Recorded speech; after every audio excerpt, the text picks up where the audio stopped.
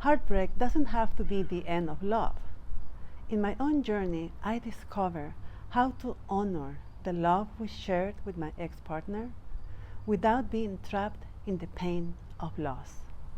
And this is the same thing that I want for you if you're going through this very painful, devastating experience. I can tell you that today, my ex and I, we are friends, best friends, but without having any expectations, any resentment, any regrets, anything. We can share this love in the most amazing, conscious way possible. So, stay in this video until the end, because I'm going to tell you exactly how we accomplished that and what did I have to do in order to get into this space where I am free and happy with everything that happened in our shared experience. But first, remember to subscribe to my channel. That would be very helpful for me and also for other people to find this video that could be very helpful for anyone going through this very painful process. Okay, so how did I do this? Actually, I did this together with my ex-partner.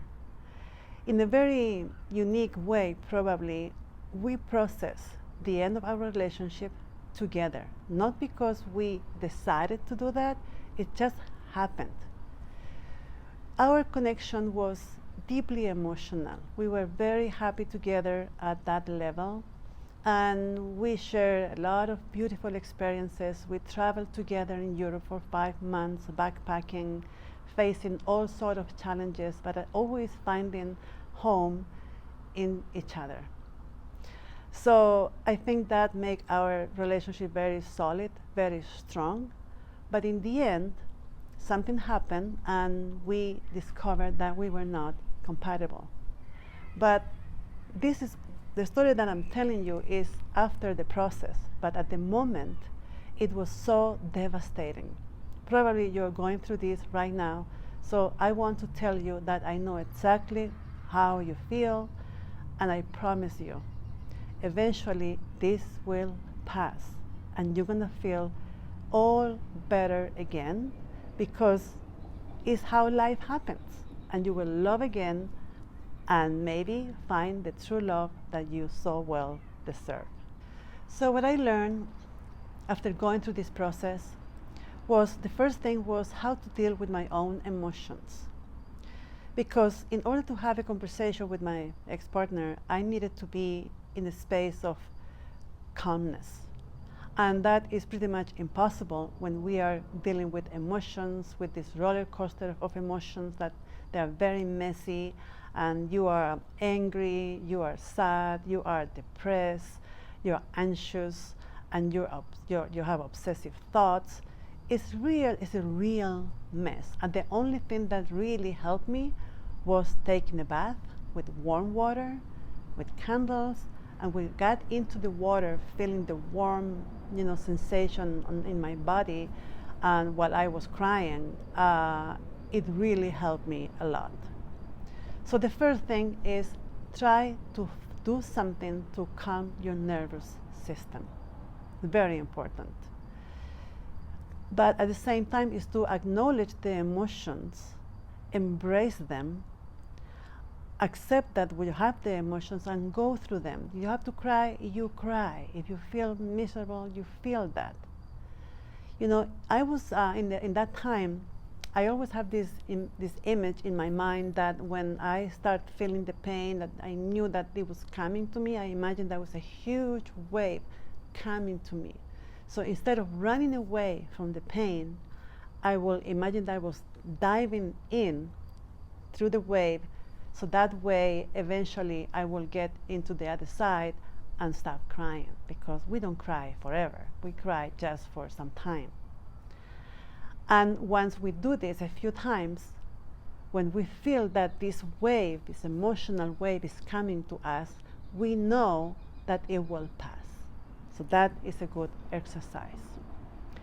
Another thing that really helped me was to practice breathing techniques, like the 4-7-8 technique that I explained in another video that you can check. And also I try EFT, which is emotional freedom technique or tapping, that help us to deal with the pain, the emotion, the anxiety, whatever it is.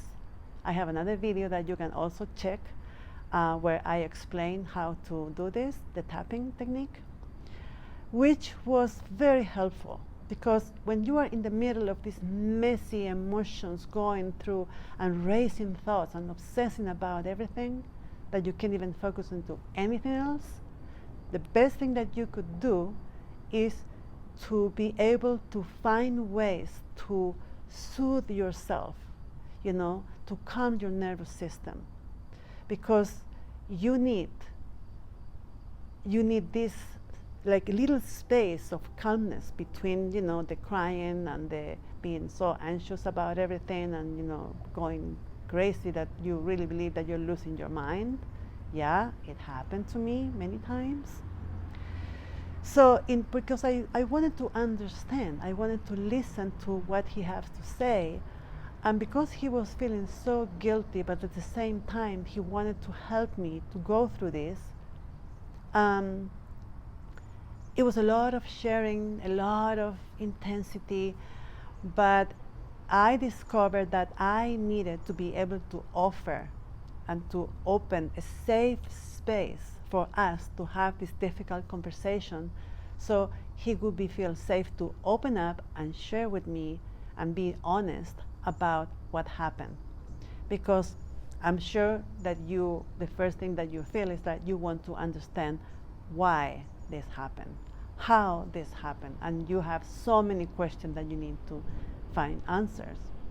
Well, let me tell you, you may have some answers, but actually, in my experience, we will never really know, because the other person, if we are waiting for the other one to tell us what happened, he may not even be able to express that.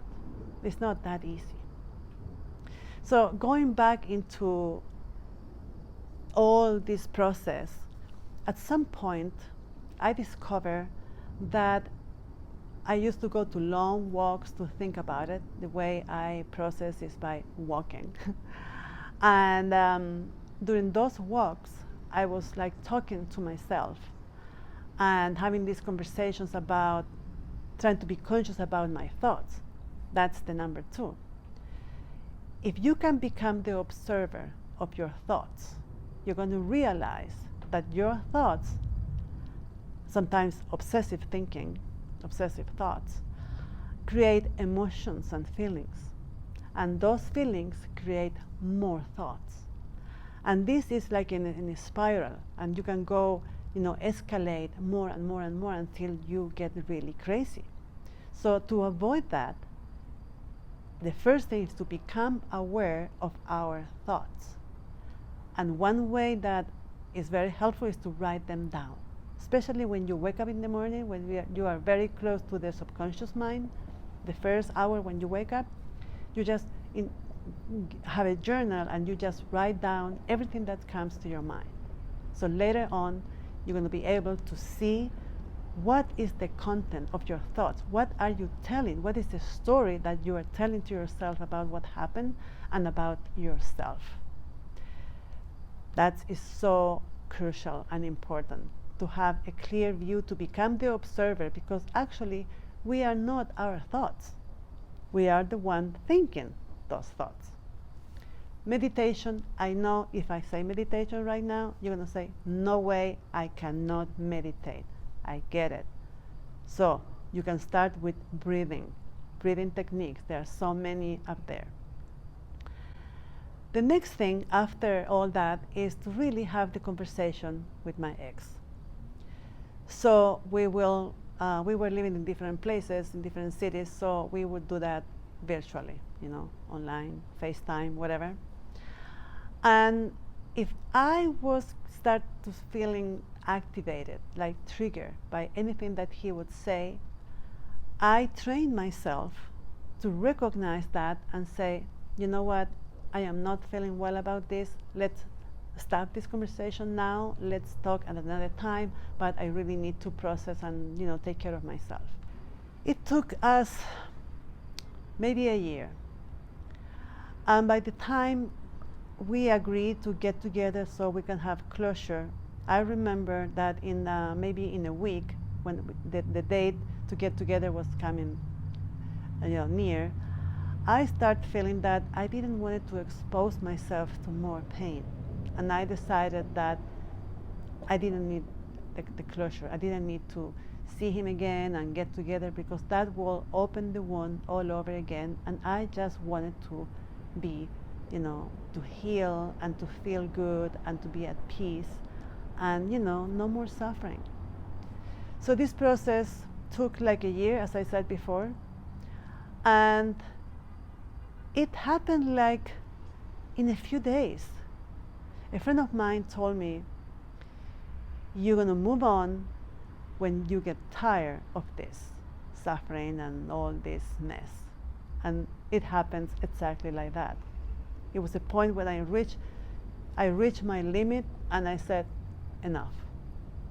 I accept that this is not going to happen. He's not coming back. We are not going to be together again as the couple. Maybe in the future, you never know. But I tried to find like a middle, like a balance, like a middle point. Right now in this present moment, that option is not available. I don't know what is going to happen next. But for now, I close this door. This is the end. And then I set some boundaries, and I said, you know what, let's disconnect for some time. I need time to heal, to recover, and I did exactly that.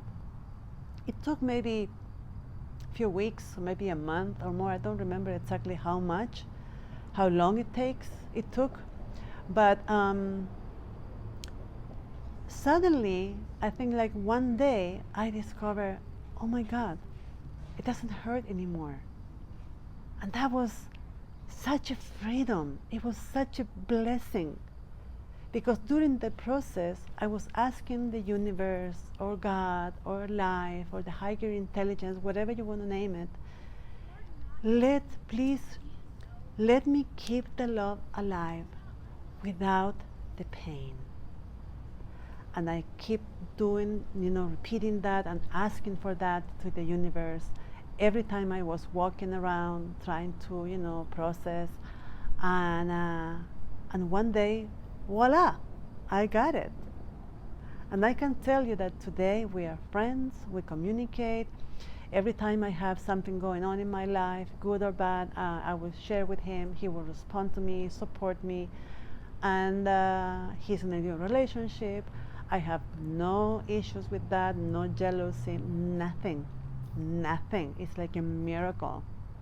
So if you want to know more, if you want to know exactly all the steps that I went through, because I wrote this ebook called Broken Heart First Aid, that is available for you if you like to have it. You can just check on the description below to find the link to that ebook that is available for you. You can also, I can also guide you through this process if you find that you need help and support, especially compassionate support. Because this is the time that we need to be very kind and patient and compassionate with ourselves. It's hard, it's painful, but I want to inspire you. That's why I told you my story, because I want you to know that it is possible to go through this conscious heartbreak recovery. It's a journey that will help you so much, not only to recover from the pain, but to get to know yourself and find strength and find your confidence again and get your power back and feel free, because when we don't heal a wound, we may carry that wound again, and we may repeat that in the next relationship, and we don't want that to happen, right? So check the links below in the description. Let's get together. We can have a call. You can call me. There's all this description is the information on how you can book a call. It's a free call with me, and we can find out if we can work together, or if I can support you during this process, that you don't have to do this all alone by yourself. Okay? Thank you for watching. Namaste.